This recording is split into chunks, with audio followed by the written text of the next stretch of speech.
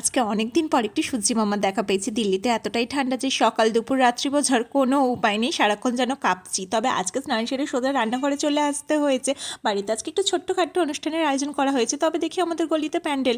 তারপর শুনলাম সামনে বাড়ি আন্টিরা নাকি আজকে জাগরণ রেখেছে। আগে থেকে জানলে আমাদের বাড়ির অনুষ্ঠানটা আজকে আর রাখতাম না। সকালবেলাতে মুড়ি খেয়ে নিয়েই শুরু করে দিয়েছি, দেখি সবাই রান্নাবান্নার কাজ। তবে বাপি আজকে মেন রাঁধুনি, কারণ বাপি আজকে বিরিয়ানি করবে একদম বিয়েবাড়ির স্টাইলে। আর আমি এদিকে চিকেন কষাটা করে নিয়েছি। আর এই যে চলে এসছে আমাদের ঘটক দিদি। দেখো, বিবাহবার্ষিকী আর বাপির জন্মদিন দুটোই আমরা একসাথে সেলিব্রেট করছি, তাই ঘটক দিদি ছাড়া তো হবেই না। আর এটা হলো আমার ছোটোবেলার বন্ধু আর তার বউ, যার বিয়ের বয়স ওই 6 মাস। আমার বিয়ের গায়ে হলুদ লেগেই কিন্তু তার 6 মাস পরে বিয়ে হয়েছে, তবে সে কিন্তু এখন আমাদেরকে পার্টিটা দেয়নি।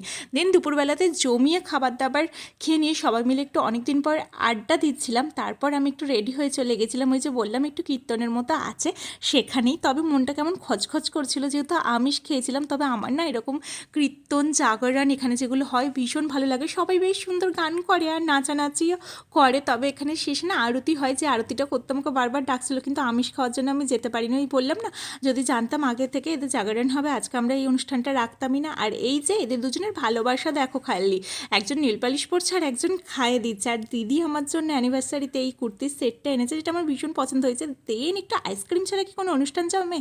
রাতে বেলাতে ওরা বাড়ি চলে গেলে চলে আসতে হবে। আসি, দেখাবে নতুন ভিডিওতে। রাতে রাতে।